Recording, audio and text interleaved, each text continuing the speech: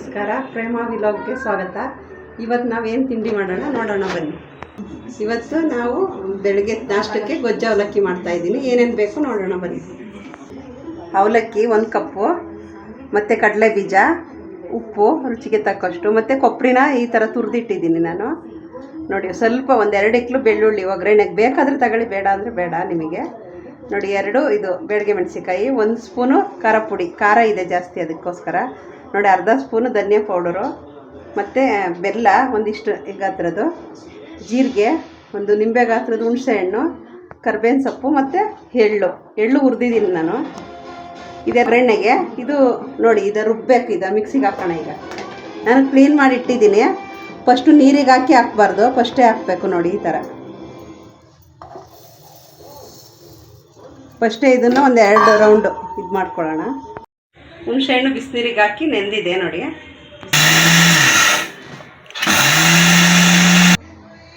ನೋಡಿ, ಈ ಥರ ತರ್ತರಿ ಇರಬೇಕು. ಇದನ್ನು ತೊಳೆಯೋಣ. ನೋಡಿ, ಇದು ತೊಳೆದ್ಬಿಟ್ಟು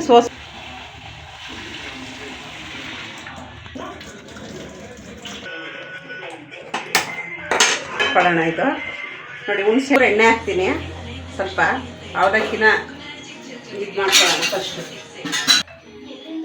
ನೋಡಿ, ಇದಕ್ಕೆ ಜೀರಿಗೆ ಹಾಕೋಣ. ಬರೀ ಜೀರಿಗೆ ಮಾತ್ರ ಹಾಕ್ತೀನಿ ನಾನು, ಬೇರೆ ಏನು ಮತ್ತು ಖಾರ ಪುಡಿ, ಧನಿಯಾ ಪುಡಿ ಹಾಕ್ತೀನಿ. ಜೀರಿಗೆ ಇದಾಗಲಿ. ಮತ್ತು ಹುಣಸೆ ಹಣ್ಣು ಹಾಕೋಣ.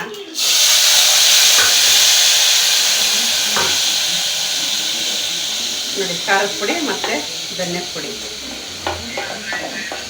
ಮತ್ತು ಬೆಲ್ಲ, ಇದು 3 ಐಟಮು ಚೆನ್ನಾಗಿ ಮಿಕ್ಸ್ ಆಗಲಿ ಇದರಲ್ಲಿ.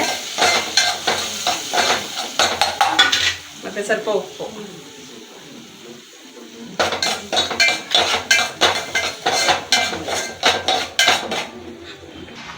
ನೋಡಿ, ನೀರೆಲ್ಲ ತೆಗೆದಿದ್ದೀನಿ. ನೋಡಿ, ಈ ಥರ ಅವಲಕ್ಕಿ ಹಾಕೋಣ ಇದಕ್ಕೆ. ಮತ್ತು ಹಸಿ ಖಾರ ಪುಡಿನೇ ಕಲಿಸ್ತಾರೆ, ಅದು ಚೆನ್ನಾಗಿರಲ್ಲ. ಈ ಥರ ಕುದಿಸ್ಬಿಟ್ಟು ಹಾಕಿದ್ರೆ ಚೆನ್ನಾಗಿರುತ್ತೆ. ಮತ್ತೆ ಒಗ್ಗರಣೆ ಹಾಕ್ಕೊಳ್ಳೋಣ. ನೋಡಿ, ಆ ಥರ ಹುಳಿ ಬಂತು. ಇದನ್ನು ಚೆನ್ನಾಗಿ ಮಿಕ್ಸ್ ಮಾಡ್ಕೊಳ್ಳೋಣ. ಮತ್ತೆ ಒಗ್ಗರಣೆ ಹಾಕೋದು. ನೋಡಿ, ಇದೆಲ್ಲ ಮಿಕ್ಸ್ ಆಗಿದೆ. ಇದು ಎತ್ತಿಟ್ಕೊಳ್ಳೋಣ. ಒಂದು ಬಾಣಲಿ ಇಟ್ಟೋಣ. ಬಾಣಲಿಗೆ ಎಣ್ಣೆ ಹಾಕೋಣ.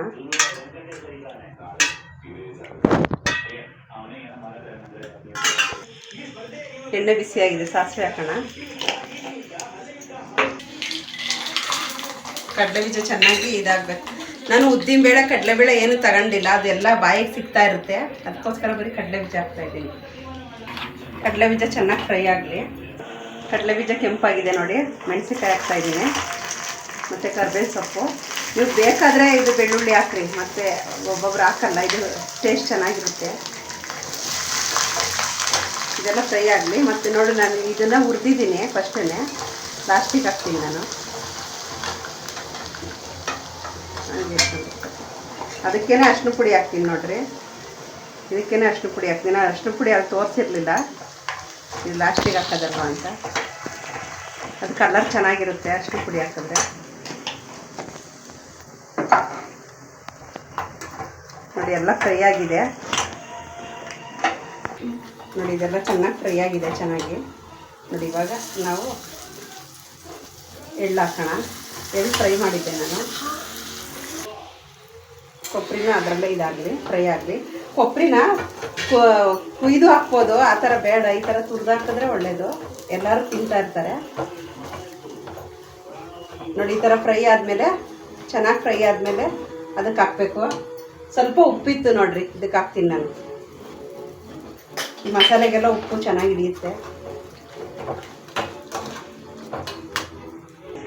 ಸ್ಟವ್ ಆಫ್ ಮಾಡಿದ್ದೀನಿ. ಇದೆಲ್ಲ ಮಸಾಲೆ ಇದಕ್ಕೆ ಹಾಕೋಣ. ಗೊಜ್ಜು ಅವಲಕ್ಕಿ ಎಲ್ಲ ಮಿಕ್ಸ್ ಮಾಡ್ಕೊಳ್ಳೋಣ. ಈಗ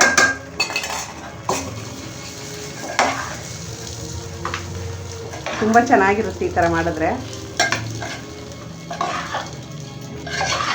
ನಾವು 4 ಜನ ಇದ್ದೀವಿ, ಅದಕ್ಕೋಸ್ಕರ ನಾನು ಇಷ್ಟು ಮಾಡಿದ್ದು. ಇಲ್ದಾರ ಕಮ್ಮಿ ಮಾಡ್ತೀನಿ ನಾನು. ಇದಕ್ಕೆ ಮೊಸರು ಹಾಕಿ ತಿನ್ಬೋದು, ಚೆನ್ನಾಗಿರುತ್ತೆ.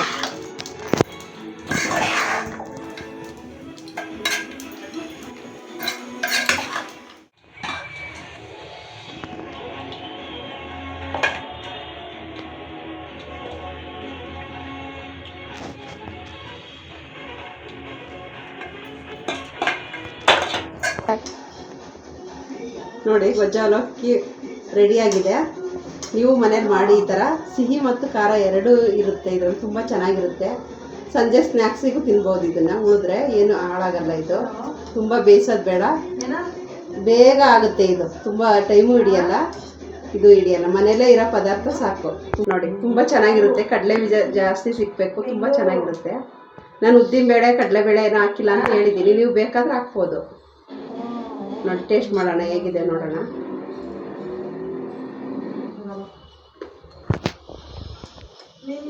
ತುಂಬ ಚೆನ್ನಾಗಿದೆ.